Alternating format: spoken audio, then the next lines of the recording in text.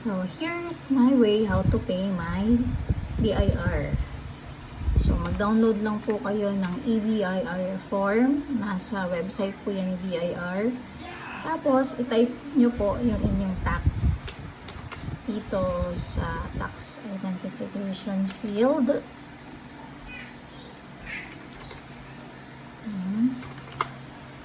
Then, andyan na po yung info. And then, piliin nyo po yung for ngayong quarter ay for second quarter, ang filing po natin sa ating 2303 ay ang ating quarterly na 2551Q. So, ang pipiliin natin is yung BIR form 2551Q percentage V 2018.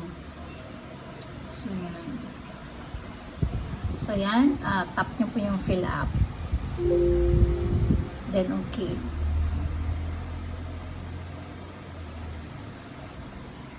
Tapos yan, you need to wait para dun sa mismong page. So, tayo po is calendar. So, second quarter, top second quarter. And then, as is lang naman po siya. And then, dito po sa field ng total tax due, tap na po natin siya. Then, PT010. Piliin natin siya. 3% po yung usual po talaga na binabayaran. Kasi ang filing ko po ay, ako po ay under ng BMBE. So, naumpisahan ko from first quarter na naka 3% ako ang filing. So, yun po ay itemized deduction.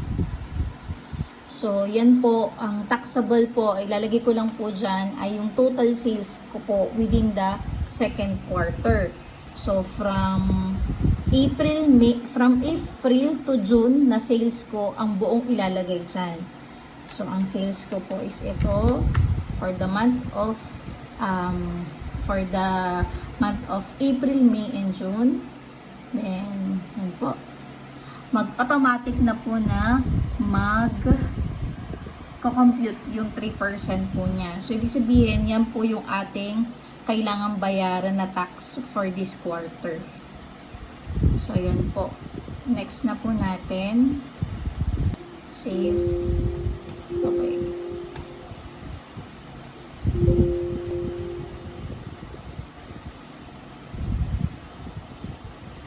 So, I need to validate.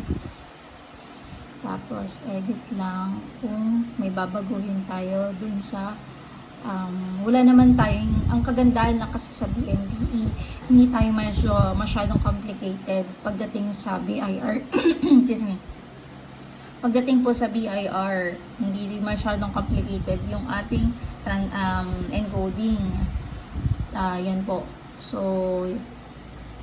andyan na po yung details, tas papasok na po. Pag ito ay tinap natin, tas na-encode na natin yung tax due doon, automatic po siya. Yun lang po yung finifilapan ko number 1, kasi DMBE lang naman tayo, hindi tayo masyadong complicated pagdating sa BIR. Kaya yung number 1 lang po yung pinipili ko doon every time na magbabayad ako ng 2551Q. So, yan po, nagtototal na po siya. So, wala na po akong ginagalaw na iba. So, ang ginagawa ko na lang po is final submit copy na lang po. Pag na-check nyo na po na okay, yung details mo is nandyan. Nalagay mo na yung total mo na sales. And then, nag-come up na po kayo sa 3%. You need to final submit the final copy. Then, okay po. Ang importante po talaga is para iwas na rin po tayo sa penalty, is we need to submit on time. So, ang second quarter ng filing is kailangan po siyang isubmit on or before July 25. So, yung every 25th day of the following month ng quarter. So, kung January, February, March, April 25 ang due date nun. Kung ngayong second quarter, ang due date is April, May, June, ang due date is July 25. So, yan po, ang ibig sabihin, successful po natin na isubmit yung ating 2551Q for second quarter. So, just okay, and then close. So, ayan, submit na po siya. Ang ginagawa ko po, nagpiprint po ako ng for my copy.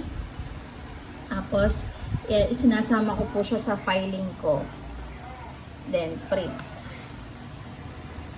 Yan. So, after that, kino-close ko na ito.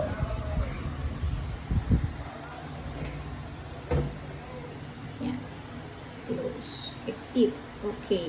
Yan naman po is naka-submit na, ano na po siya dyan. Naka-save na. Yan.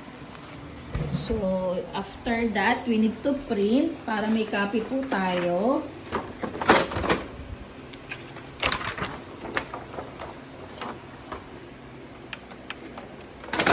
So, then, we need to wait po sa email.